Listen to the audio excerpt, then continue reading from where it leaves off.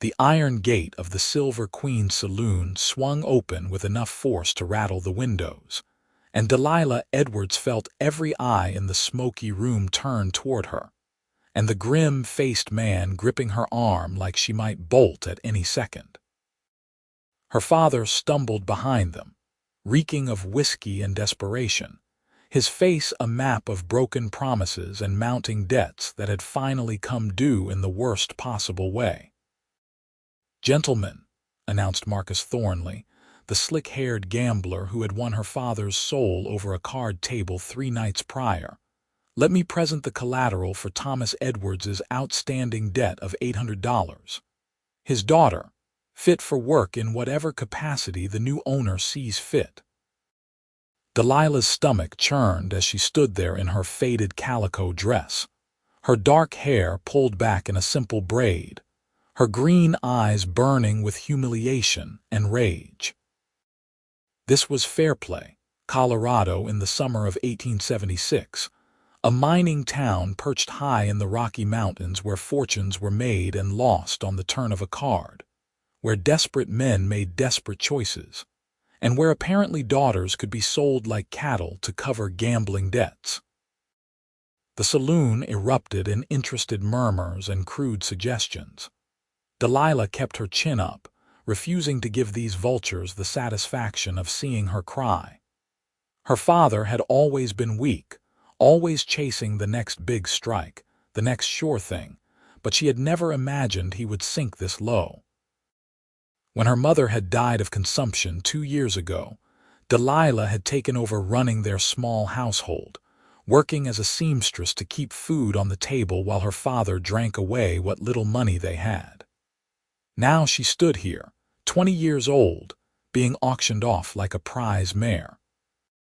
"Starting bid is $800, Thornley called out, clearly enjoying himself. "Do I hear 800, 500, croaked an old prospector missing most of his teeth. 600, offered a cattle rancher Delilah recognized from church, a married man with 4 children who would not meet her eyes. 700, said the owner of the general store, a portly man who had been widowed the previous winter. Delilah's hands trembled at her sides. She glanced at her father, but Thomas Edwards stared at the sawdust-covered floor, unable or unwilling to look at what he had done. She wanted to scream at him, to strike him, to demand how he could do this to his own flesh and blood, but her throat felt closed, her voice trapped behind a wall of shock and grief. 800, came a new voice from the back of the room, deep and quiet but carrying an authority that made everyone turn. A man stepped forward from the shadows near the bar, and Delilah felt her breath catch despite herself. He was tall, well over 6 feet, with broad shoulders and the lean, muscled build of someone who made his living through hard physical work. He wore dusty trail clothes, a worn leather vest over a dark shirt, and a cattleman's hat pulled low over his eyes. As he moved into the lamplight, she could see he was young, maybe 25 or 26, with a strong jaw darkened by several days of stubble, and eyes the color of storm clouds that seemed to take in everything without revealing anything in return. "Do I know you, stranger?" Thornley asked, his smile tightening. "Name is Cole Raines," the cowboy said, his voice carrying the slight drawl of someone who had spent time in Texas or Oklahoma territory. "I've got $800 in gold that says this situation ends right now. You want to buy the girl." Thornley's eyes gleamed with greed. Well, we have got ourselves a genuine bidding war. Do I hear $850, $1,000? Cole Raines said flatly, silencing the room. "Final offer. You take it now, or I walk out that door and you deal with the fact that the territorial marshal might be very interested to hear about human trafficking in a respectable mining town." Thornley's face went red, but several other men in the saloon shifted uncomfortably. What they were doing here existed in a legal gray area, taking advantage of contract law to justify something that looked an awful lot like slavery. If word got out, if someone actually brought in the law, it could mean trouble for everyone involved. Fine, Thornley snapped. $1,000, and the debt is cleared. The girl is yours. Cole pulled a leather pouch from his vest and counted out gold coins onto the nearest table with practiced efficiency. Delilah watched in numb disbelief as her life was bought and paid for, as money changed hands and her father's debt was settled with her freedom as the currency. When the count was complete, Thornley produced a handwritten contract, the same one Thomas Edwards had signed 3 nights ago in a drunken stupor, promising his daughter's labor to cover his gambling losses. Cole Raines took the paper, glanced at it with those unreadable gray eyes, and then deliberately tore it in half, then in quarters, then into pieces so small they fluttered to the floor like snow. "There is no contract," he said quietly. "There is no debt. There is no sale. Miss Edwards is free to go wherever she chooses." The saloon went silent. Delilah stared at this stranger who had just spent $1,000, a small fortune, apparently for the sole purpose of freeing her. Thornley looked like he had swallowed something bitter, but the money was already in his hands, and several other men in the saloon were nodding approval at Cole's gesture. "You are free," Cole said, turning to Delilah directly for the first time. His eyes were softer than she expected, with a sadness buried deep that spoke of old wounds. "I am sorry this happened to you. No one should be treated this way." Delilah found her voice at last, though it came out shakier than she wanted. "You just spent $1,000 on me." "I spent $1,000 to make sure no one else could buy you," Cole corrected gently. "There is a difference. You do not owe me anything. You are not bound to me. You can walk out of here right now and never see me again if that is what you want." She searched his face for any hint of deception, any sign that this was just another game, another trap. But all she saw was a quiet sincerity and a bone-deep weariness that suggested this man had seen enough ugliness in the world to recognize it when it was happening in front of him. "I've got nowhere to go," she admitted, hating how small her voice sounded. "My father and I were living in a rented room above the seamstress shop, but I cannot go back there now. I cannot stay in the same room with him after what he did." Thomas Edwards finally looked up, his eyes red-rimmed and watery. "Delilah, I am sorry. I am so sorry. I thought I could win it back. I thought—" "Do not," Delilah said, her voice hardening. "Do not you dare try to explain this away. You sold me, your own daughter. There is no apology that makes that right." Her father opened his mouth, closed it, and then shuffled toward the door like a broken old man, though he was barely 45. Delilah watched him go and felt something inside her break and harden at the same time. Whatever tie had bound them as family had been severed the moment he put his signature on that contract. "There is a boarding house 2 streets over," Cole said. "Mrs. Patterson runs it. She is decent folk. I can pay for a room for you for the next month, give you time to figure out what you want to do next." "Why are you doing this?" Delilah asked, studying this strange cowboy who had appeared out of nowhere to save her. "You do not know me. Why would you spend your money this way?" Cole was quiet for a long moment, his jaw working as if he was deciding how much to reveal. Finally, he said, "I had a sister once. She got into trouble, ended up owing money to the wrong people. By the time I found out what was happening, by the time I got there to help, it was too late. I swore I would never stand by and watch something like that happen again if I had the power to stop it." The pain in his voice was real and raw, and Delilah felt something shift in her chest, some of her anger and fear making room for compassion. This man was trying to atone for something, trying to save someone else's sister because he could not save his own. "I am sorry about your sister," she said softly. Me too, Cole replied. But right now, let us focus on you. Come on. Let me walk you to the boarding house. You should not be alone in this town tonight. Delilah glanced around the saloon, at the men who had been ready to buy her like livestock just minutes ago, and nodded. She followed Cole Raines out into the cool mountain evening, leaving behind the smoke and shame of the Silver Queen, and stepping into an uncertain future that suddenly seemed a little less terrifying than it had 5 minutes ago. The streets of Fairplay were quiet at this hour, most of the miners either still underground or already deep in their cups at one of the dozen saloons that lined the main thoroughfare. The town sat at nearly 10,000 feet elevation, and even in summer, the nights carried a crisp chill that made Delilah wrap her thin shawl more tightly around her shoulders. Cole noticed, and without a word shrugged off his leather vest and held it out to her. "I am fine," she protested automatically. "You are shivering," he said matter-of-factly. "Take it." She hesitated, then accepted the vest, grateful for its warmth and surprised by the gesture. Men in her experience took what they wanted and gave nothing back. Her father had taken her childhood, her security, and finally her freedom. The men in that saloon had been ready to take whatever remained. But Cole Raines kept giving with no apparent expectation of return, and Delilah did not know what to make of that. They walked in silence for a few minutes, their boots crunching on the dirt street. Delilah was acutely aware of the solid presence beside her, the way Cole kept himself between her and the darker alleys, the way his hand rested casually near his hip, where she could now see he carried a revolver.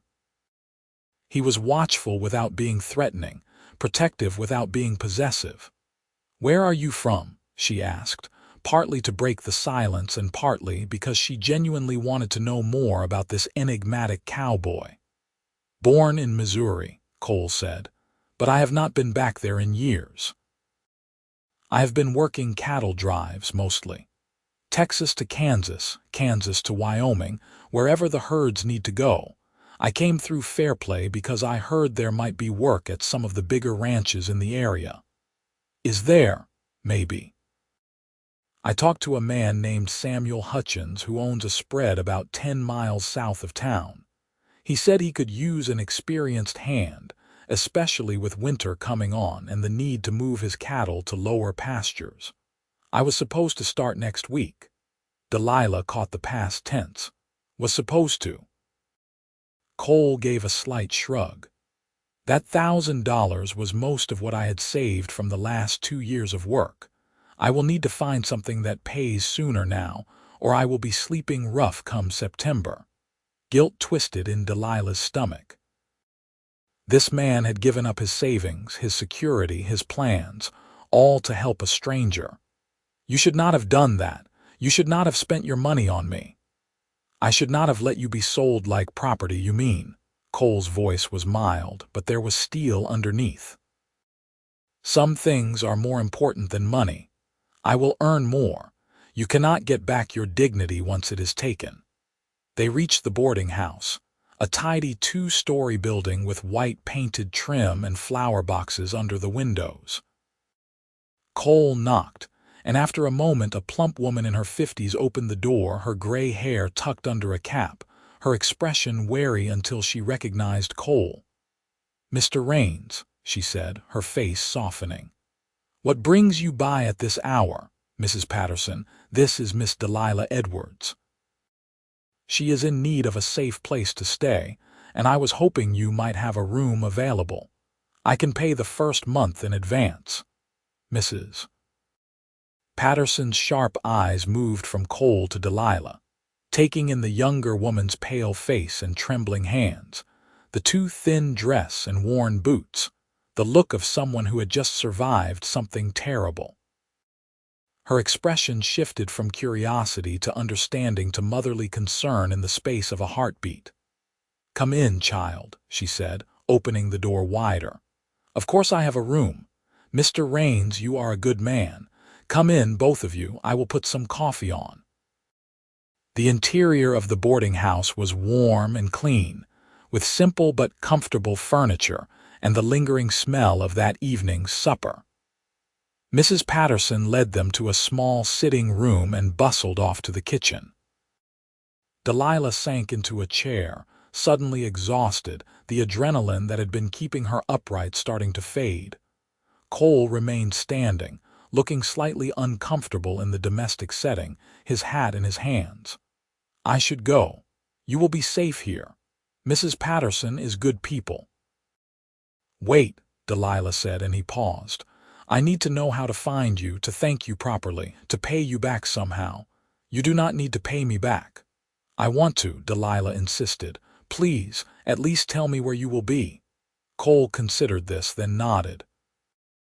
"I am staying at the livery stable for now, helping the owner in exchange for a place to sleep and meals. If that changes, I will leave word with Mrs. Patterson. But truly, Miss Edwards, you do not owe me anything. Just take care of yourself. That is thanks enough." Mrs. Patterson returned with coffee and a plate of cold chicken and bread, which she set in front of Delilah. "Eat, child. You look half-starved. Mr. Raines, I will not hear of you paying for the whole month in advance.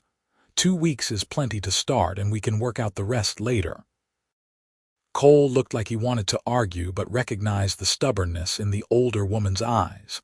He pulled out a smaller handful of coins and counted out what was needed, leaving the money on the side table. "Thank you, madam. I appreciate you taking her in on short notice." "It is what decent people do," Mrs. Patterson said firmly. "Now off with you. I need to get this girl settled properly." Cole turned to Delilah one last time. "If you need anything at all, you send word to the livery. Promise me." "I promise," Delilah said, meeting those gray eyes and feeling something flutter in her chest that had nothing to do with fear or gratitude, and everything to do with the realization that Cole Raines might be the first truly good man she had ever met. He nodded, settled his hat back on his head, and left, his boots heavy on the wooden floor.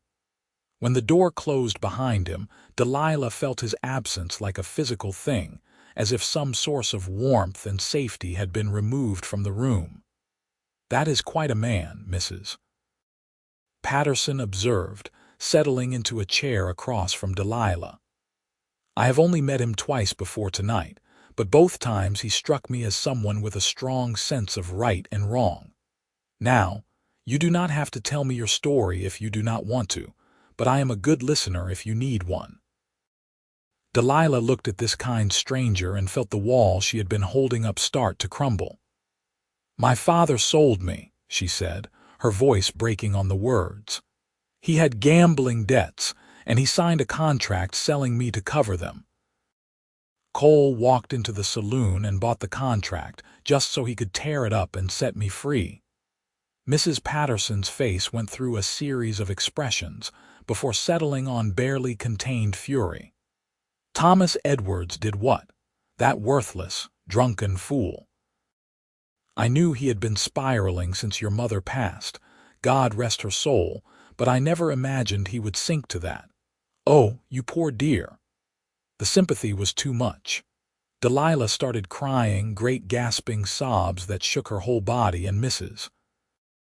Patterson moved to embrace her, holding her like the mother she had lost, murmuring comforting nonsense while Delilah wept for everything she had lost, and everything that had almost been taken from her. When the storm finally passed, Delilah felt hollowed out but also strangely lighter, as if crying had released some of the poison that had been building up inside her. Mrs. Patterson helped her upstairs to a small but clean room with a real bed and curtains on the window and a washstand with actual hot water in the pitcher. "You rest now," the older woman said. "Tomorrow we will figure out what comes next, but tonight you are safe, and that is all that matters." Delilah nodded, too tired to do anything but trust this stranger's kindness. She washed her face, changed into a borrowed nightgown that Mrs. Patterson provided, and collapsed into bed. But despite her exhaustion, sleep was slow to come. Her mind kept circling back to Colerain's, to the way he had stepped forward without hesitation, to the sadness in his eyes when he mentioned his sister, to the gentle firmness with which he had insisted she owed him nothing. She thought about the way he had moved, confident and careful at once, the way other men had given him space in the saloon, recognizing someone who would not be pushed around. She thought about his hands, scarred and calloused from hard work, counting out gold coins as if they were nothing compared to the value of her freedom. She thought about his voice, that slight drawl wrapping around his words, making even the simplest statement sound like a promise. Delilah had never put much stock in love at first sight, had always thought that was something for silly girls who read too many dime novels. But lying there in the darkness of an unfamiliar room, in a bed she occupied only because of a stranger's generosity, she had to admit there was something about Colerain's that had reached past her defenses and touched something deep inside her, something she had thought her father's betrayal had killed forever. Hope, maybe, or the possibility of trust, or perhaps just the recognition that good men still existed in a world that often seemed determined to prove otherwise. She fell asleep thinking about storm-gray eyes and wondering if she would ever see them again. Morning came with sunlight streaming through the curtains and the smell of bacon frying downstairs. Delilah woke slowly, disoriented for a moment before memory came flooding back. The saloon, her father's betrayal, Colerain's.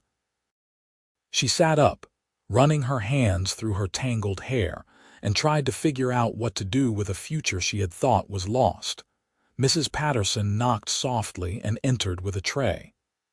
"I thought you might want breakfast in your room this morning, considering. I have eggs, bacon, toast, and fresh milk. You need to eat properly, girl. You are nothing but skin and bones." Delilah accepted the tray gratefully, suddenly ravenous. As she ate, Mrs. Patterson sat in the room's single chair and watched with the satisfaction of someone who liked to see people properly fed. "I have been thinking about your situation," the older woman said after a few minutes. "You said you were working as a seamstress before all this happened." "Yes, madam. I worked for Mrs. Thornby at her shop on 2nd Street. I am good with a needle, good with patterns. I can do alterations, mending, even make new dresses if I have the fabric. Mrs. Thornby is a friend of mine. I will talk to her today, explain that you need your position back and make it clear that your father's actions are not a reflection on you.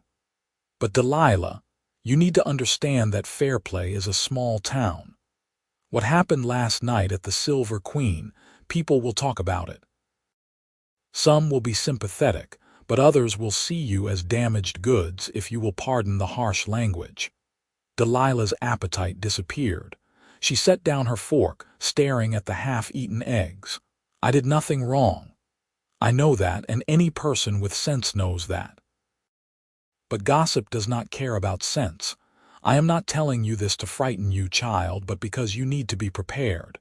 You are going to face whispers and stares. Some people may not want to do business with you. It is not fair, but it is real." "Should I leave Fairplay?" Delilah asked quietly. "That depends on what you want. Do you want to run, or do you want to stand your ground? Because if you leave, you will always be running, always looking over your shoulder, always wondering if the next town will be the one where your past catches up with you. But if you stay, if you hold your head high and refuse to be ashamed of something that was done to you, not by you, then eventually the talk will die down and people will move on to the next scandal." Delilah thought about her mother, who had been the strongest woman she knew despite the consumption that slowly ate away at her lungs. Her mother had always said that Edwards women did not run from hard things. They faced them down and came out stronger on the other side. Of course, her mother had also believed that Thomas Edwards would eventually get his act together, and look how that had turned out. "I will stay," Delilah decided. "This is my home. I will not let my father's weakness drive me away." Mrs. Patterson smiled. "Good girl. Now there is one other thing we need to discuss. Cole Raines." Delilah felt her cheeks flush. "What about him?" "I saw the way you looked at him last night, and I saw the way he looked at you when he thought you were not watching. There is something there, or at least the potential for something." "But Delilah, that man saved you from a terrible situation, and it would be very easy to confuse gratitude with affection. You need to be careful about your feelings and his. Do not mistake debt for love." "I know that," Delilah said, but even as she spoke the words, she wondered if she was lying to herself. How could she separate what she felt from what Cole had done? How could she look at him and not see the man who had paid a small fortune to set her free? "Just be careful, Mrs. Patterson said gently. "Take time to heal. Figure out who you are now after everything that has happened. And if there is still something between you and Mr. Raines after the dust settles, well, then at least you will know it is real." Delilah nodded, knowing the advice was sound even if part of her wanted to reject it.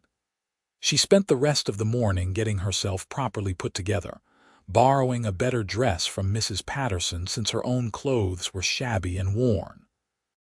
She braided her dark hair carefully, pinched her cheeks to give them some color, and tried to prepare herself mentally for facing the world. Mrs. Patterson was true to her word and returned in the early afternoon with news that Mrs.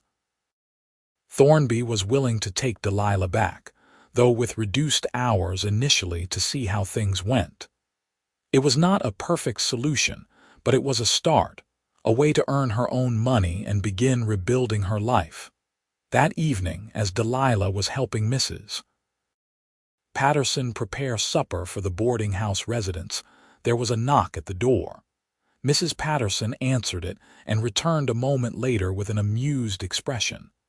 "You have a visitor," she said. "A certain cowboy who wants to know how you are settling in." Delilah's heart did an unexpected leap. She quickly removed her apron, smoothed her borrowed dress, and went to the front sitting room where Cole Raines stood looking decidedly uncomfortable among the doilies and embroidered cushions.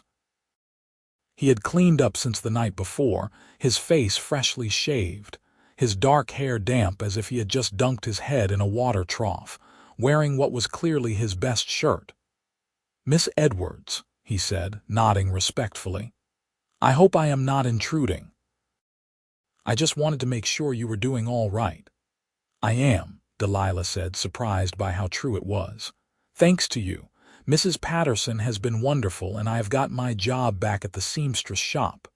Relief crossed Cole's face. "That is good. That is real good. I was worried you might have trouble finding work after what happened." They stood there for an awkward moment, neither quite sure what to say next. Finally, Delilah gestured to a chair. "Would you like to sit? I could bring some coffee." "I would like that," Cole admitted, settling carefully onto a floral-patterned settee that looked like it might collapse under his weight. Delilah hurried to the kitchen, where Mrs. Patterson was making no effort to hide her knowing smile. "Stop it," Delilah whispered, grabbing the coffee pot. "I did not say anything," Mrs. Patterson replied innocently. Delilah returned with 2 cups of coffee and handed one to Cole before sitting across from him in the chair Mrs. Patterson had occupied the night before.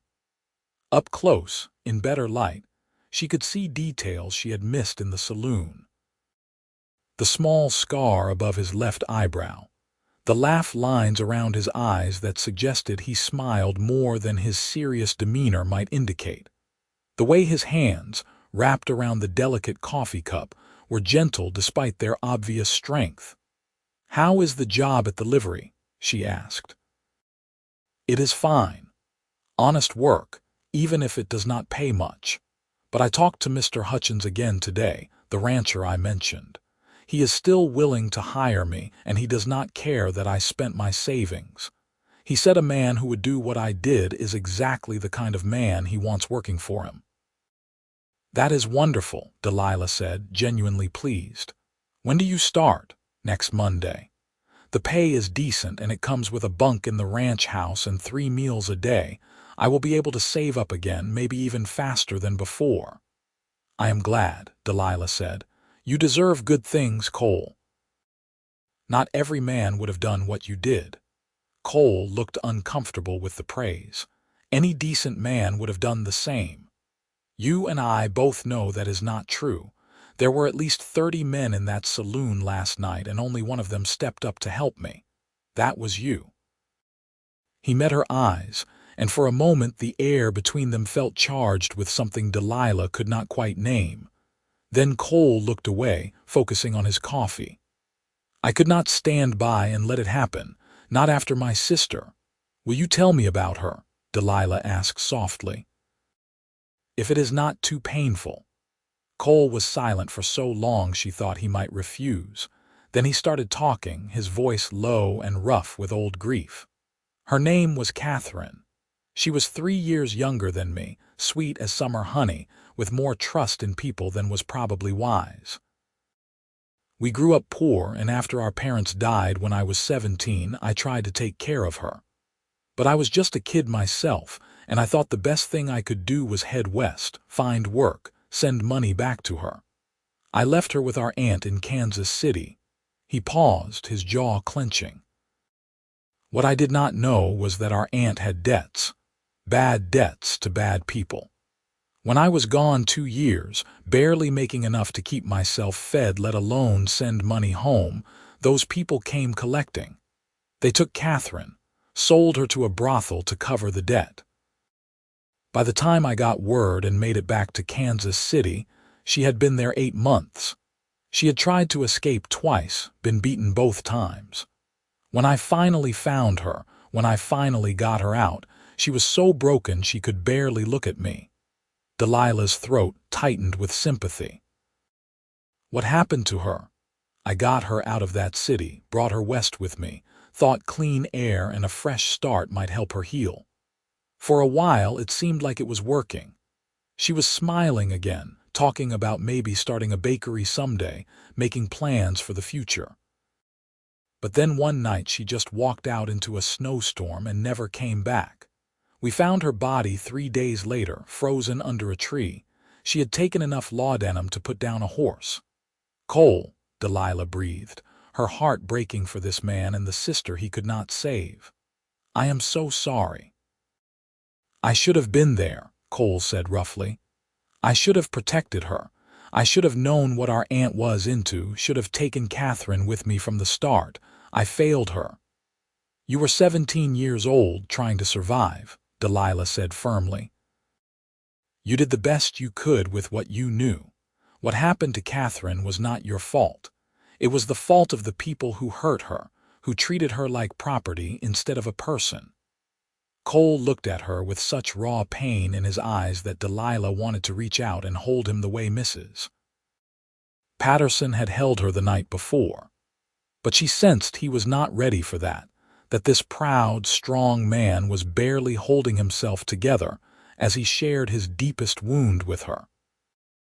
When I saw you standing in that saloon last night, he said quietly, with that man holding your arm and other men bidding on you like you were livestock, all I could see was Catherine. All I could think was that I could not let it happen again. I could not fail another girl who needed help. Even if it cost me everything I had to do something. You saved me, Delilah said, her voice thick with emotion. You did not fail. You saved me, Cole, and I will be grateful for that every day for the rest of my life.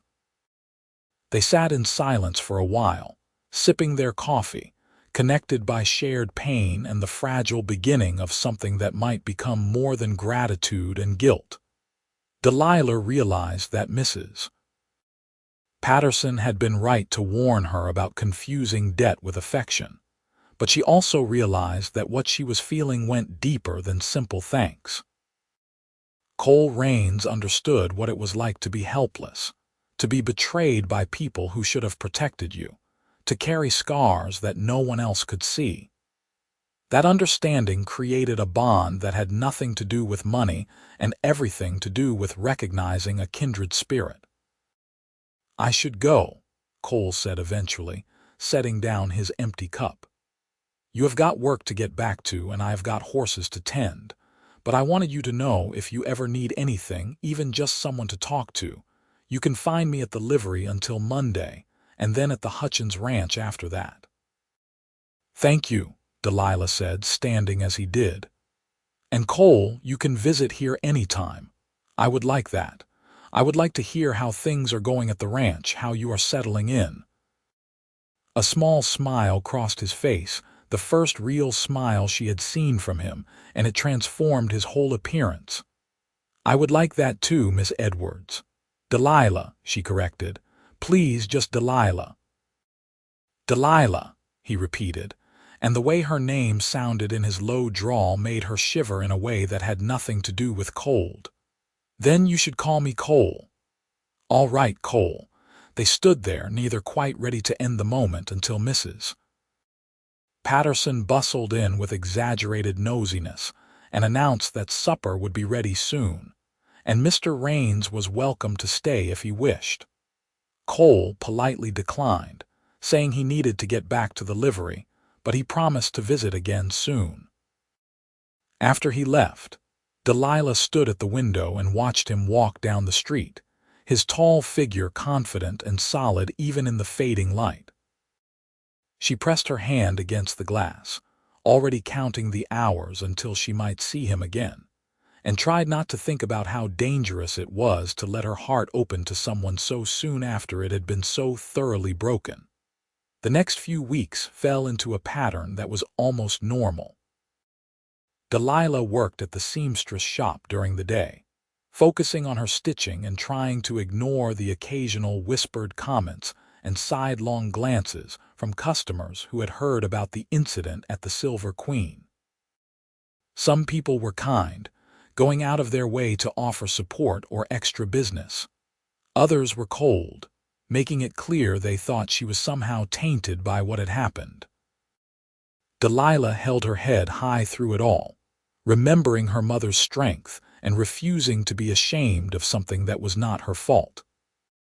Cole started his job at the Hutchins Ranch, and true to his word, he visited the boarding house whenever he came into town for supplies or on his rare days off.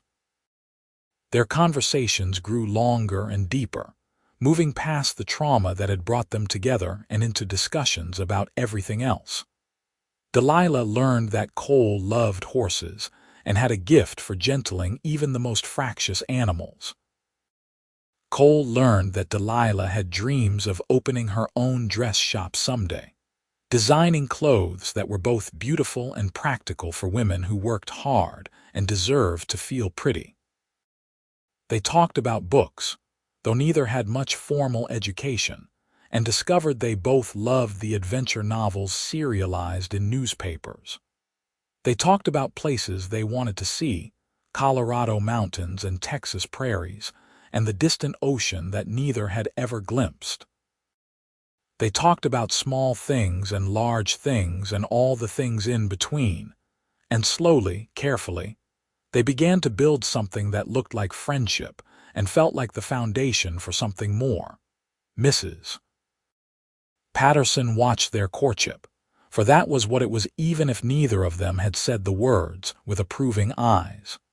She chaperoned their visits, keeping things proper but giving them enough space to truly get to know each other. She saw the way Delilah lit up when Cole arrived, the way Cole's serious face softened whenever he looked at the young seamstress. And she held her tongue about warnings and caution, because some things were meant to happen regardless of how they started. One Sunday in late August, Cole asked if Delilah would like to go for a walk after church. They strolled through Fairplay's streets, nodding to neighbors, and eventually found themselves on a path that led up into the foothills above town. The aspen trees were just beginning to turn gold, and the air smelled of pine and approaching autumn. "I have been thinking," Cole said as they climbed, his long strides shortening to match her pace, "about what comes next. For me, I mean. And maybe for you if you would be interested." Delilah's heart started beating faster. "What do you mean?" "I like working for Mr. Hutchins. He is fair and the work is good, and I have already saved up a decent amount. But it is not what I want to do forever. I want my own land someday, my own cattle, my own ranch. It is a big dream, and it will take years to achieve, but it is what I am working toward." They reached a flat outcropping of rock that offered a view of the whole valley. Fairplay spread out below them like a child's toy town, the distant peaks of the Rockies purple against the sky. Cole guided Delilah to sit on the sun-warmed stone, and he settled beside her, close but not touching. "I am telling you this," he continued, "because I want you to know what my intentions are, not just for my future but for ours, if you are willing." Delilah turned to look at him, her breath catching at the vulnerability in his expression. "Our future. I am not good with words," Cole said, his hands fidgeting with his hat. "And I know we have not known each other that long. I know the way we met was wrong and terrible, and I know you have every reason to be cautious about trusting any man after what your father did. But Delilah, these past few weeks, getting to know you, have been the best part of my life in longer than I can remember. You are smart and strong and kind, and you make me want to be a better man. I am falling in love with you, and I needed you to know that. I needed you to know that when I think about the future, about that ranch I want to build, you are there in every vision. You are there, and we are building it together." Delilah felt tears prick her eyes, but they were good tears, happy tears. "Cole, you do not have to say anything right now," he rushed on, clearly nervous. "I know it is too soon for promises. I just wanted to be honest about where my heart is heading, so you could decide if yours might be going in the same direction." "It is," Delilah said, reaching out to take his hand, feeling the calluses and warmth of his palm against hers. "Cole, I have been trying so hard not to fall for you too fast, not to confuse gratitude with love like Mrs. Patterson warned me. But the truth is, I am falling anyway. Maybe I already have fallen. You are good and decent, and you see me as a person, not as property or a mistake or damaged goods. You make me feel safe and valued and like I matter. I have not felt that way since my mother died." Cole's hand tightened on hers. "You do matter. You matter so much." "I love you too," Delilah said, the words feeling right and true even though she knew people would say it was too fast, too tangled up in the circumstances of how they met. But hearts did not follow timelines, and hers had apparently decided that Cole Raines was exactly what it needed. "I love you, and I want to build that future with you. Whatever it takes, however long it takes, I want to be there with you." Cole made a sound that was half laugh, half sob, and then he was cupping her face with his free hand, his thumb brushing away tears she had not realized she was crying. "Can I kiss you?" he asked, and the fact that he asked, that he gave her the choice, made her love him even more. "Yes," she whispered. "Please, yes." His kiss was gentle and careful, as if she were something precious that might break if handled roughly. His lips were warm and soft, and Delilah felt heat bloom through her entire body, a feeling she had never experienced before. She kissed him back, learning the shape and taste of him, feeling his breath mingle with hers, and thought that this was what safety felt like. This was what coming home felt like. When they finally pulled apart, both slightly breathless, Cole rested his forehead against hers. "I will do right by you," he promised. "I will work hard and save money, and when the time is right, I will ask you properly to be my wife. I will build us a home and give you the life you deserve." "I do not need much," Delilah said. "Just you, just this. You will have everything, Cole insisted. I swear it. They sat together on that rock for a long time, holding hands and making plans and watching the sun sink toward the western mountains, painting the sky in shades of orange and pink and purple. They talked about practical things like saving money and building credit and finding the right piece of land. They talked about dreams like how many children they wanted, 3 or 4 if they were blessed, and whether they should raise cattle or horses or both. They talked about a future that seemed impossibly bright after the darkness they had both survived. As the evening grew cool and they finally made their way back down to town, Delilah felt something she had not felt in years, maybe ever. She felt hopeful. She felt like her life was finally beginning instead of ending. And she felt loved in a way that had nothing to do with obligation or blood ties, and everything to do with choice and commitment, and the decision 2 people made to face the world together. September brought cooler temperatures and the full glory of autumn in the Colorado Rockies.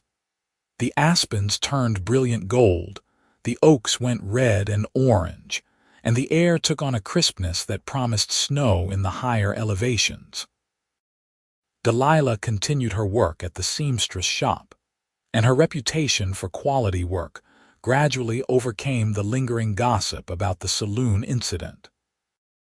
Cole threw himself into ranch work with renewed vigor, saving every penny he could spare and researching the best places to buy land when the time came.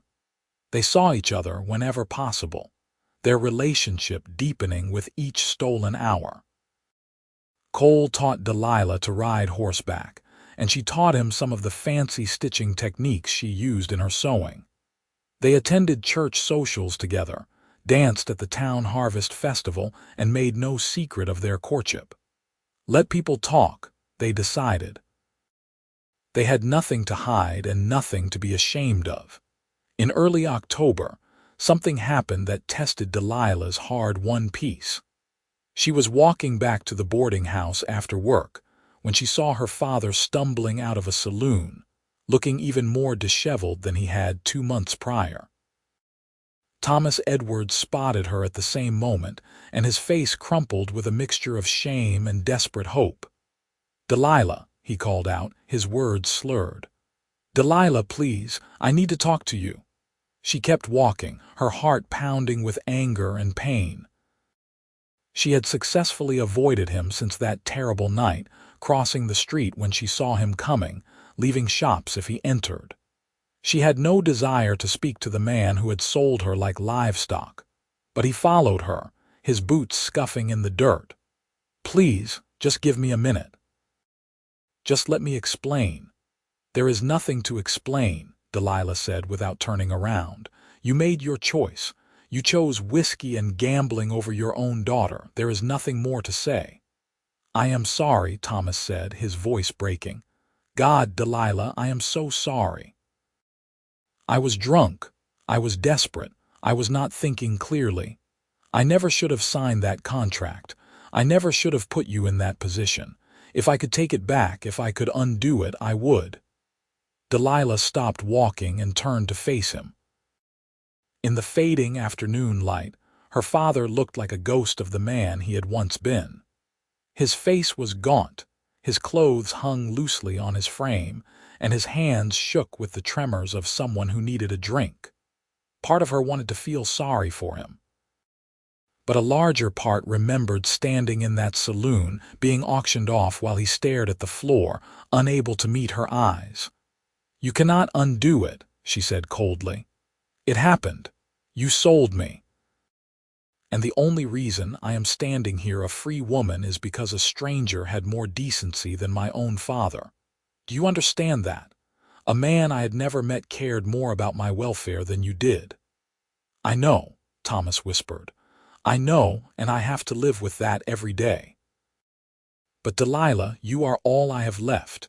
Your mother is gone, and now you are gone, and I am alone. Please, I am trying to do better. I have been sober for 3 days now. I am looking for work. I want to make things right." "3 days," Delilah repeated flatly. You have been sober for 3 whole days, and you think that makes up for 20 years of disappointment." Her father flinched as if she had struck him. "I know I have been a terrible father. I know I failed you and your mother, but I am asking for a chance to do better. Just one more chance." Delilah looked at this broken man and felt nothing but emptiness where love and respect should have been. She thought about her mother, who had loved Thomas Edwards despite his flaws, who had believed until her dying day that he would turn his life around. She thought about all the promises he had made and broken, all the times he had chosen his own weakness over his family's needs. "No," she said simply. "I do not owe you another chance. I do not owe you forgiveness. I do not owe you anything. You burned that bridge when you signed my name on a contract. We are done, Father. Stay away from me. Do not speak to me. Do not approach me. As far as I am concerned, I have no father." She turned and walked away, her eyes burning with unshed tears, her whole body shaking with the force of her emotions. Behind her, she heard her father start to sob, heard him call her name one more time, but she did not turn back. She had given him too many chances already. She had believed his promises too many times. Now it was time to protect herself, to choose her own well-being over his addiction. When she reached the boarding house, she went straight to her room and let herself cry, mourning not the man her father was, but the man he should have been. Mrs. Patterson found her there an hour later and held her without asking questions, understanding that sometimes grief needed no explanation. Cole came by that evening, as had become his habit on Thursday nights, and found Delilah red-eyed but composed. She told him about the encounter with her father, about the choice she had made to cut ties completely. Cole listened without judgment, then simply pulled her into his arms and held her. "You did the right thing," he said quietly.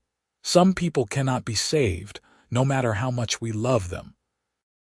You have to protect yourself first." "I feel guilty," Delilah admitted. "Like I should give him another chance, like maybe this time will be different." "But you know it will not be," Cole said. "You know him better than anyone. Trust your instincts."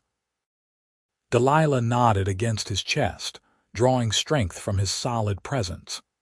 This was what family should be, she thought. Not the accident of blood relation, but the choice to stand by someone, to support them, to put their well-being above your own convenience. Cole had shown her that kind of family was possible, and she would not settle for less ever again. As October faded into November and the first snows dusted the high peaks, Cole's savings grew and their plans became more concrete. Samuel Hutchins, impressed with Cole's work ethic and skill with horses, offered him a raise and the position of foreman if he would stay on permanently. It was a tempting offer, good money and security, but Cole gently turned it down. He explained his dream of his own ranch, and Hutchins, who had started with nothing himself 40 years prior, understood. "When you find the right land," Hutchins said, "you come talk to me.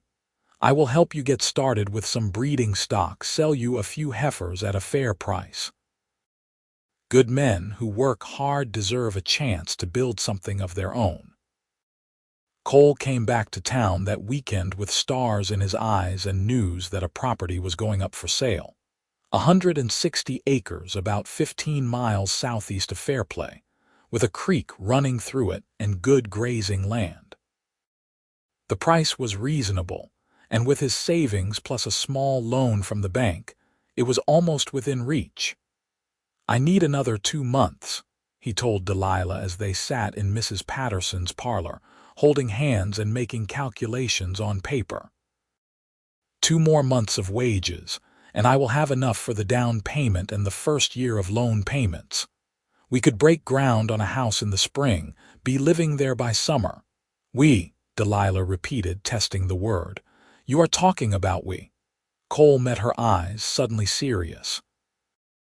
"I know we said we would wait, that I would ask properly when the time was right. But Delilah, I cannot imagine doing this without you. I do not want to build a house unless you are going to live in it with me. I do not want to start a ranch unless it is our ranch.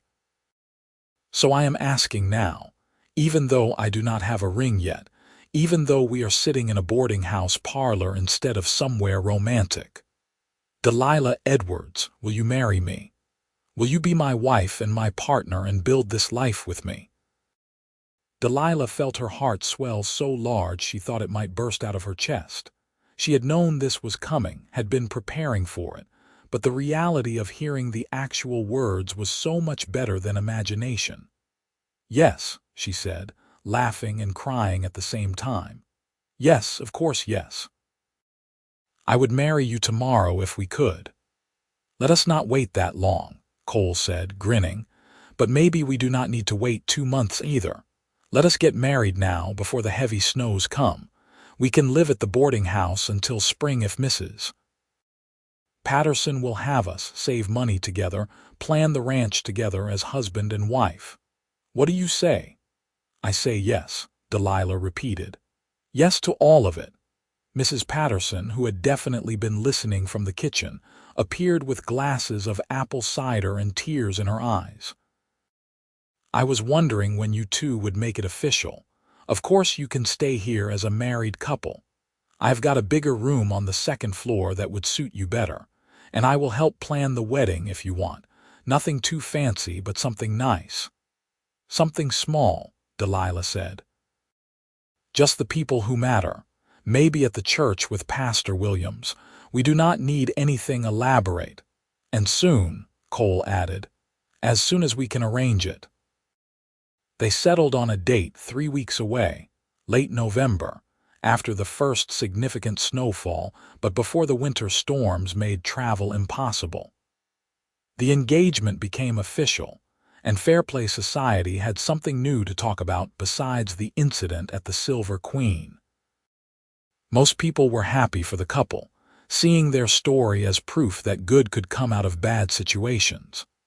A few gossips muttered about indecent haste, but Delilah and Cole had stopped caring what narrow-minded people thought. The weeks before the wedding passed in a flurry of activity. Delilah sewed her own wedding dress, a simple but beautiful creation in ivory wool, practical for a winter wedding but feminine enough to make her feel pretty. Mrs. Patterson organized a small reception at the boarding house. Cole bought a simple gold band from the jeweler in town, and Delilah cried when she saw it because it represented everything they were building together. Samuel Hutchins heard about the upcoming wedding and, in a gesture of extraordinary generosity, offered Cole a wedding present. The loan of a wagon and team to help move supplies to their future property, and the gift of 3 bred heifers to start their herd. Cole tried to refuse such largesse, but Hutchins insisted, saying that helping young people get started was the best use of his money. On a cold November morning with snow falling gently outside the church windows, Delilah Edwards and Cole Raines stood before Pastor Williams and exchanged vows that they had written themselves. Delilah promised to be Cole's partner in all things, to work beside him in good times and bad, to build a home and a life that honored what they had survived to find each other. Cole promised to cherish and protect Delilah, to never take her choices away, to be a man worthy of her trust and love.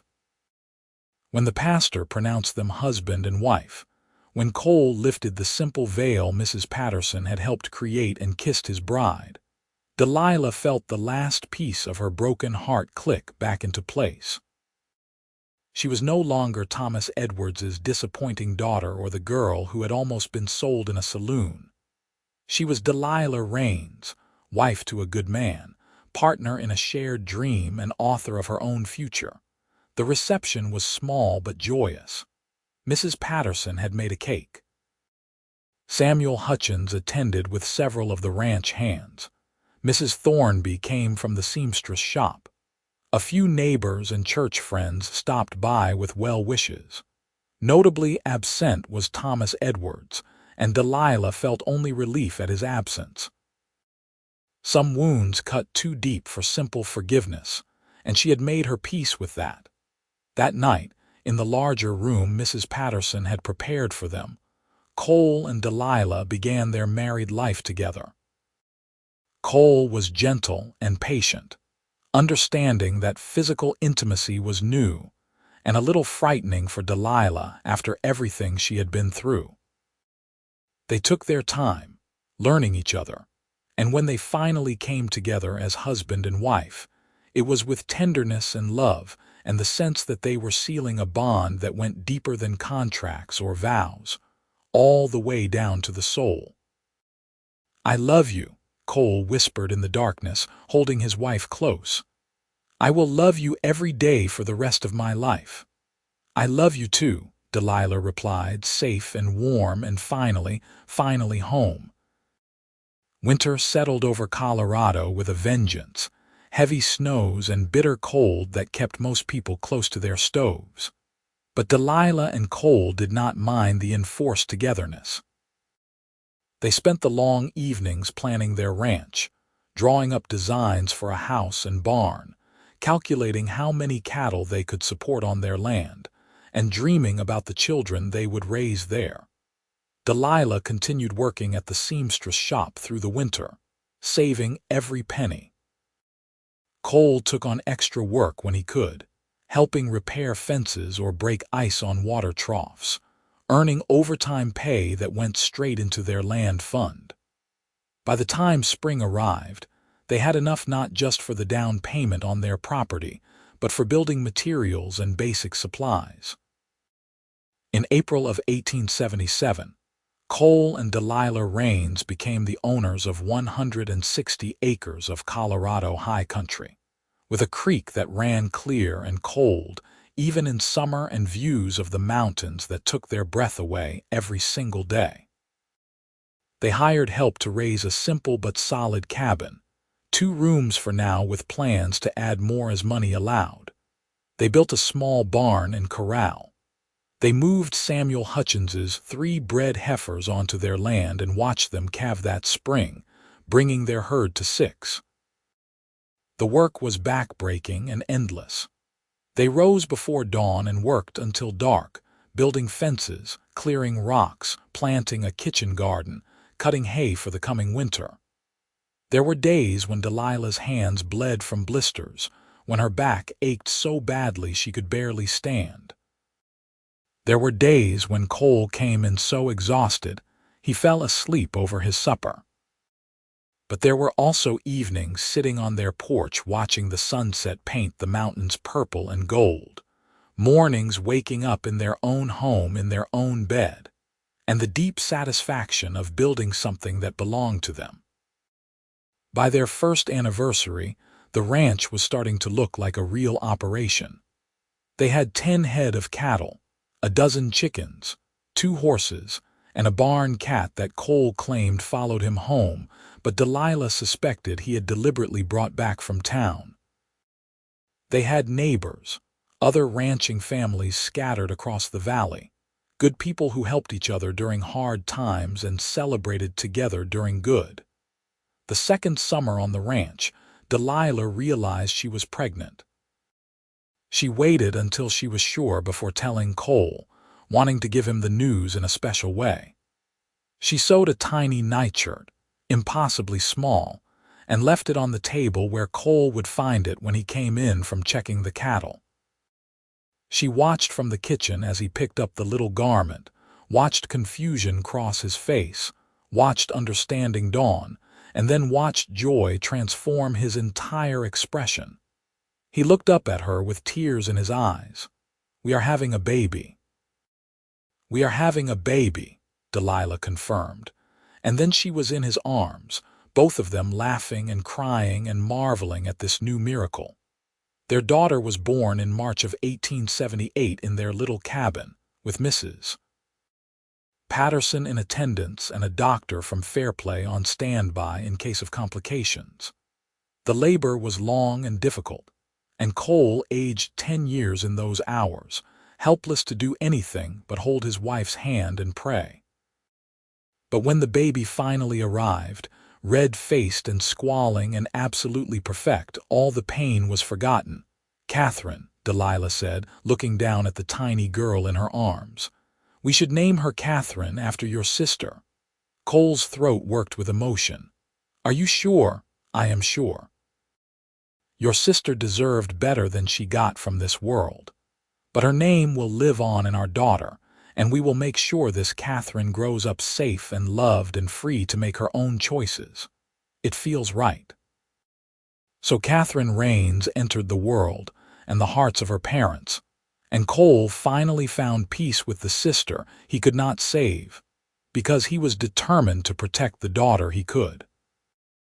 Delilah watched her husband with their baby and fell even more deeply in love, seeing the gentleness in his strong hands, the wonder in his eyes, the fierce protectiveness that radiated from every fiber of his being.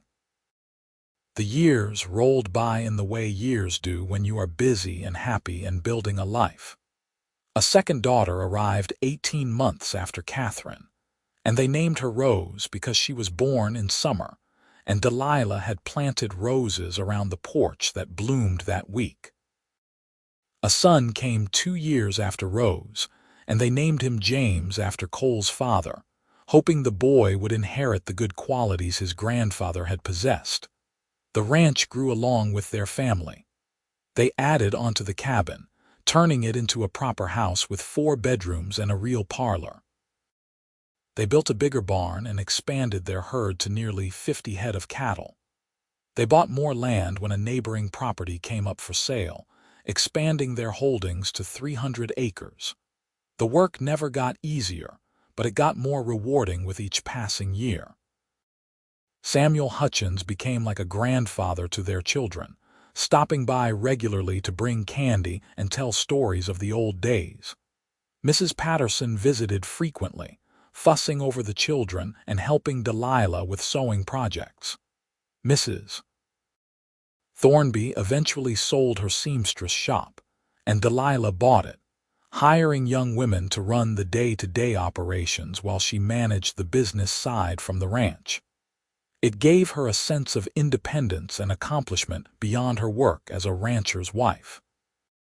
Thomas Edwards died in 1881, found frozen in an alley behind a saloon during a late spring snowstorm.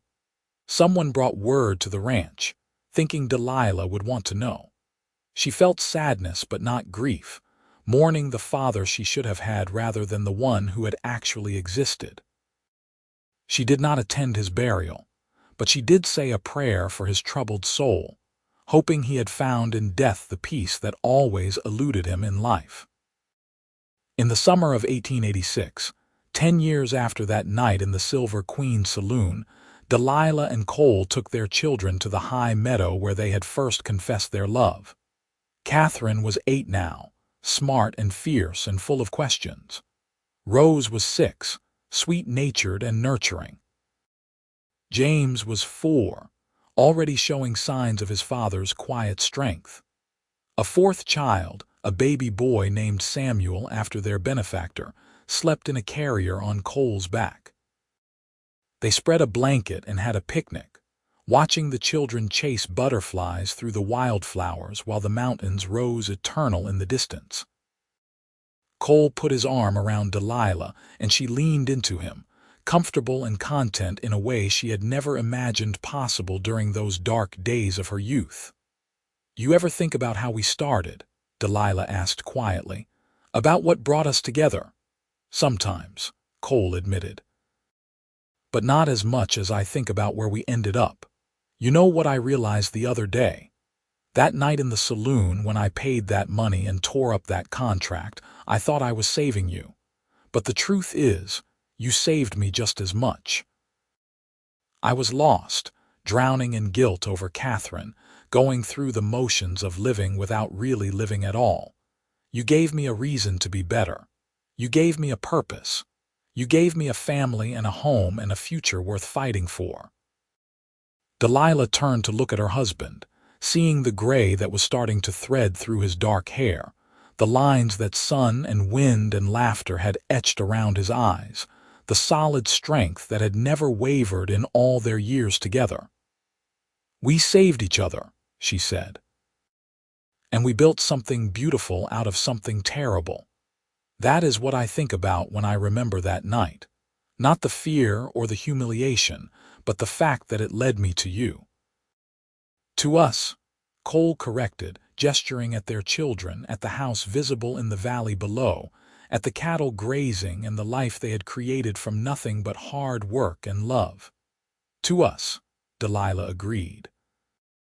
That evening, as the sun set in glorious color, and they packed up their picnic to head home, Catherine came running up with something cupped in her small hands. "Mama, Papa, look what I found," she said breathlessly, opening her palms to reveal a perfectly formed bird's nest that must have fallen from a tree, empty now but intricately woven. "That is beautiful, sweetheart," Delilah said. "Someone worked very hard to build that." "It is a home," Catherine said seriously. "Birds make homes just like we have a home, and they work together to build it, the mama bird and the papa bird. That is what you and Papa do, right? You work together." Cole and Delilah exchanged a smile. "That is exactly what we do," Cole told his daughter. "We work together to build our home and keep our family safe." "I want to do that someday," Catherine declared. "When I am grown up, I want to find someone good and build a home with them, just like you and Mama." "You will," Delilah assured her, smoothing her daughter's dark hair. "And when you do, you will know they are right because they will make you feel safe and valued and free to be yourself. Do not settle for less than that, Catherine. Promise me." "I promise, Mama." They walked back to the house together as twilight fell, the children chattering and playing, Cole and Delilah bringing up the rear with the baby. In the distance, a coyote called, and cattle lowed softly. Smoke rose from the chimney of their home, and lamplight glowed golden in the windows.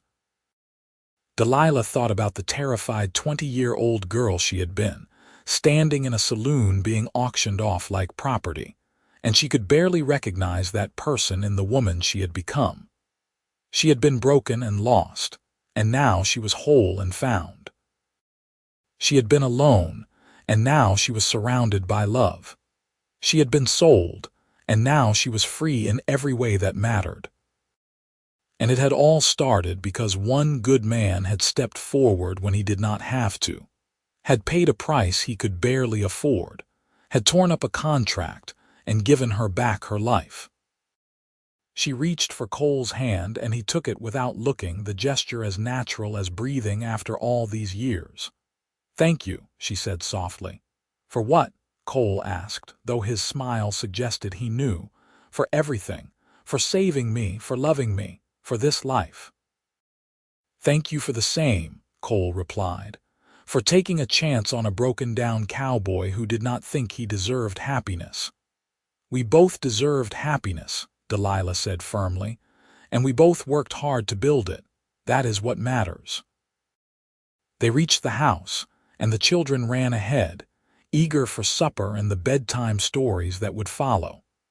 Cole paused on the porch, pulling Delilah close for a kiss that still made her heart flutter even after all these years of marriage. "I love you, Mrs. Raines," he said against her lips. "I love you too, Mr. Raines," she replied. "Now and always." Inside, the house was warm and welcoming, filled with the comfortable chaos of family life. There would be dishes to wash and children to bathe and 1,000 small tasks before the day ended.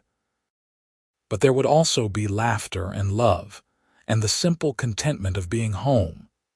The years continued their steady march, bringing the inevitable mixture of joy and sorrow, triumph and setback. The ranch prospered, and they hired hands to help with the work, taking some of the burden off Cole's aging shoulders.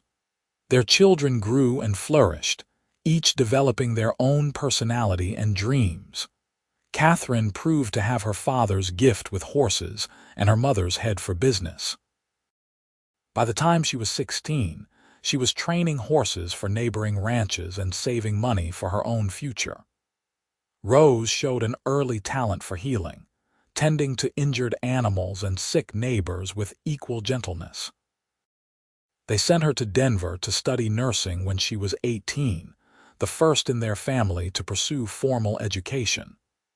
James was quieter, more thoughtful, spending his free time reading every book he could get his hands on and talking about becoming a teacher. And young Samuel grew into a cheerful, energetic boy who wanted nothing more than to be a rancher like his father. In 1891, when Delilah was 35 and Cole approaching 40, a telegram arrived that would change the direction of their lives in an unexpected way. Samuel Hutchins had passed away peacefully in his sleep, and his will specified that the Raines family was to receive a substantial bequest, both in cash and land, in recognition of Cole's character and work ethic all those years ago. They traveled to the reading of the will, Cole uncomfortable in his best suit, Delilah in a somber dress she had sewn specifically for the occasion. When the lawyer finished reading the terms, they sat in stunned silence. Hutchins had left them enough money to pay off all their debts and expand their operation significantly, plus a section of land adjoining their current property. "He believed in you," the lawyer said to Cole. "He told me once that helping you get started was one of the best decisions he ever made. He wanted to make sure you had the means to help others the way he helped you." On the ride home, Cole was quiet, processing the enormity of what had just happened. Finally, he said, "We should use some of this to help other young people get started. Loan money to families who need a hand up the way Hutchins helped us. Pass it forward." "That is a wonderful idea," Delilah agreed. "We could set up a fund, make it official. The Hutchins Raines Foundation for Young Ranchers, maybe." They did exactly that, establishing a program that would provide low-interest loans and mentoring to young people trying to start their own operations. Over the years, they helped dozens of families, and the satisfaction of giving others the chance they had received was almost as sweet as their own success. The turn of the century brought changes to Colorado and the entire West. The wild frontier days were fading into memory, replaced by statehood, railroads, and modern conveniences.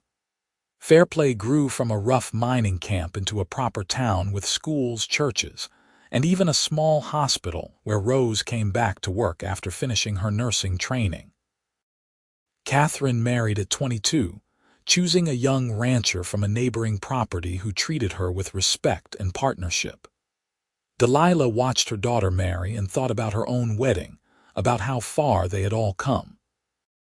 Rose devoted herself to her nursing career, finding fulfillment in helping others and declaring she was too busy for marriage, at least for now. James did indeed become a teacher, moving to Denver to work in the city schools but coming home every summer to help with the ranch. Samuel, true to his childhood declaration, stayed on the ranch and learned the business from his father, preparing to take over someday. In the spring of 1903, Delilah and Cole celebrated their silver anniversary, 25 years of marriage that had brought them from desperate beginnings to comfortable success. Their children organized a party, inviting friends and neighbors and business associates, filling the ranch house with laughter and music.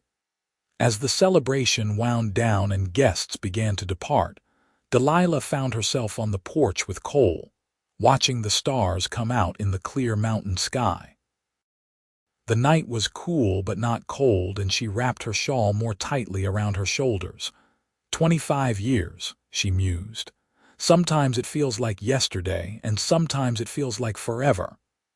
"The best 25 years of my life," Cole said, "even the hard parts.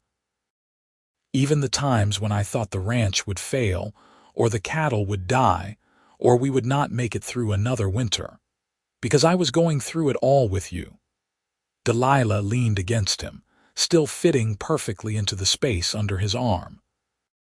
"Do you ever wonder what would have happened if you had not walked into that saloon that night?" "All the time," Cole admitted. "I wonder where you would be, what your life would look like.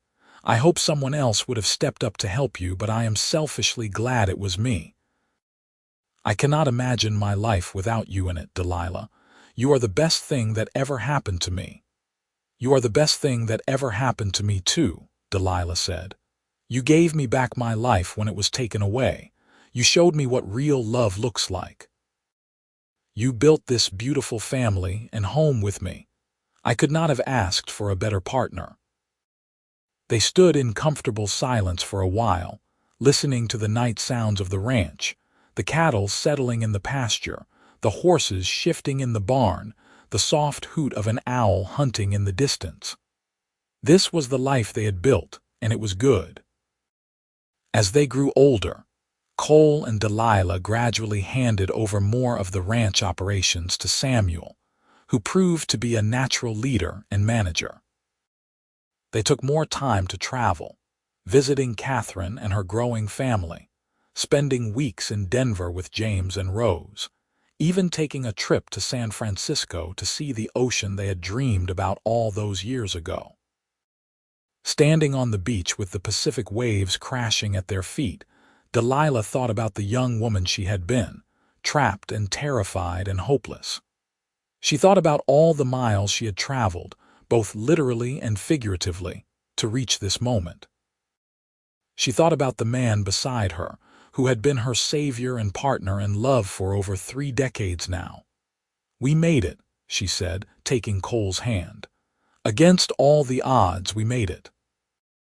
"We did," Cole agreed, his gray eyes, faded now but still sharp and kind, looking at her with the same love he had shown since the beginning. "And we are not done yet." They returned to the ranch renewed, ready for whatever years remained. They welcomed grandchildren, 10 in total across their 4 children, and spoiled each one shamelessly. They continued their work with the foundation, helping young families get started. They attended church, supported their community, and lived simply but comfortably. In 1916, on a warm September afternoon, Cole suffered a heart attack while working in the barn. Samuel found him and got him into the house, and Delilah held his hand while Rose worked frantically to save him. But it was too late. Cole Raines died as he had lived, surrounded by family on the land he loved, having built a legacy that would outlast him. Delilah was devastated. They had shared 40 years of marriage, and losing him felt like losing a part of herself. But even in her grief, she recognized how lucky she had been to have those 40 years, to have known that kind of love and partnership. So many people went their whole lives without experiencing what she and Cole had shared. The funeral was enormous.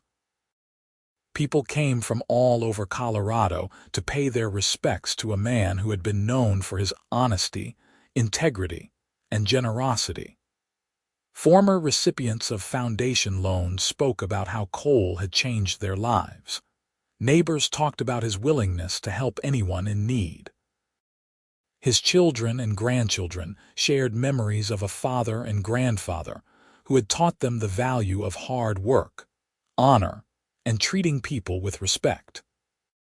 Delilah stood at his grave and said her own private goodbye, thanking him for saving her, for loving her, for building a beautiful life with her. She promised to honor his memory by continuing their work, by taking care of their family, by living fully in the time she had left. She remained active and engaged for many more years, running the foundation, watching her grandchildren grow, and enjoying the ranch. Samuel and his wife took excellent care of her, making sure she was comfortable and never lonely. But there was always a piece of her missing now, the part that had belonged exclusively to Cole. On a spring morning in 1924, Delilah woke up in her bed, surrounded by the quilt she had sewn over the years, in the house she and Cole had built together. She was 68 years old, had lived a full and meaningful life, and was ready. She thought about her mother and Cole and all the people she had loved and lost. She thought about her children and grandchildren and the legacy she was leaving behind. And she thought about a young cowboy with sad gray eyes who had walked into a saloon and changed everything, who had torn up a contract and given her freedom, who had loved her with his whole heart for 40 years. She smiled, closed her eyes, and went to find him. The ranch continued under Samuel's capable management, and the foundation grew even larger under the guidance of Rose and James. Catherine's children took over her horse training business. The grandchildren had children of their own, and the name Rains became synonymous with integrity and generosity in that corner of Colorado. And sometimes, on quiet evenings when the wind blew just right across the high meadow, people swore they could hear laughter. A man and woman who had found each other against impossible odds and built something beautiful out of heartbreak. It was just the wind, of course, playing tricks in the aspens. But it was a nice story to tell, and stories matter. Years later, when Samuel's grandson was studying Colorado history in school, he learned about the wild days of mining towns and rough justice, and places where people got lost in the chaos. He asked his great-grandmother's story, and Samuel told him everything, from the terrible night in the Silver Queen Saloon to the decades of love and partnership that followed. "The most important thing," Samuel said to his grandson, "is that your great-great-grandfather saw someone in trouble and had the courage to help, even though it cost him dearly.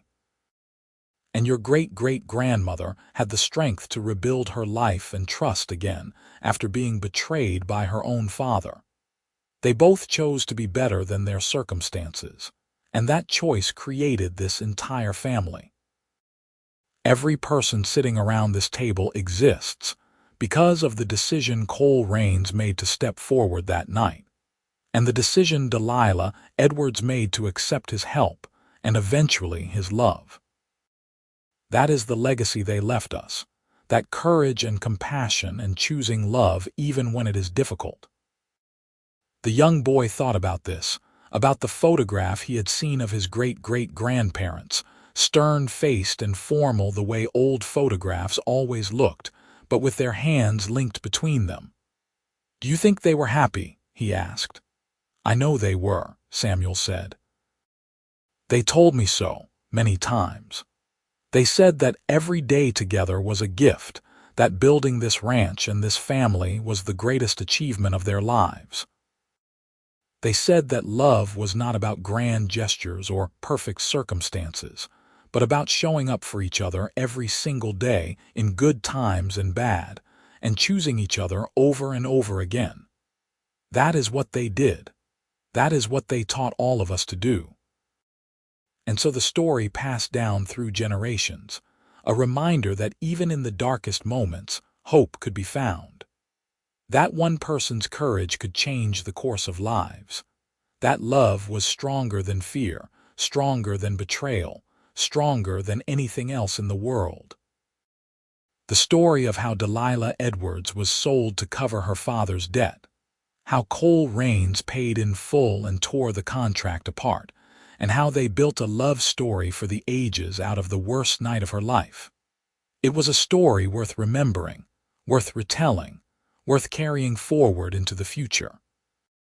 And in the mountains of Colorado, on a ranch that still bore the Rains name, in the foundation that still helped young families get started, in the descendants who valued integrity and compassion, the legacy of that one courageous act in a smoky saloon in 1876 continued to ripple outward, touching lives that Cole and Delilah never lived to see but would have been proud to know about. Their story had ended long ago, but its impact continued, proof that the choices we make in moments of crisis can echo through time, creating beauty and love and hope in places we never imagined. They had saved each other. those two wounded souls, and in doing so, they had created something that would last forever. The story of Cole and Delilah Raines, told around dinner tables and campfires, written in family Bibles and history books, was more than just a romance. It was a testament to human resilience, to the power of compassion, to the possibility of healing even the deepest wounds. It was a reminder that we are all capable of being heroes if we choose to step forward when others step back, to give when we have little, to love when we have been hurt. And somewhere, in whatever exists beyond this life, two souls who had found each other against impossible odds were together again, their love story complete but never truly ending, living on in everyone they had touched, everyone they had helped, everyone who heard their story and decided to be a little braver, a little kinder, a little more willing to take a chance on love. That was their true legacy, and it was eternal,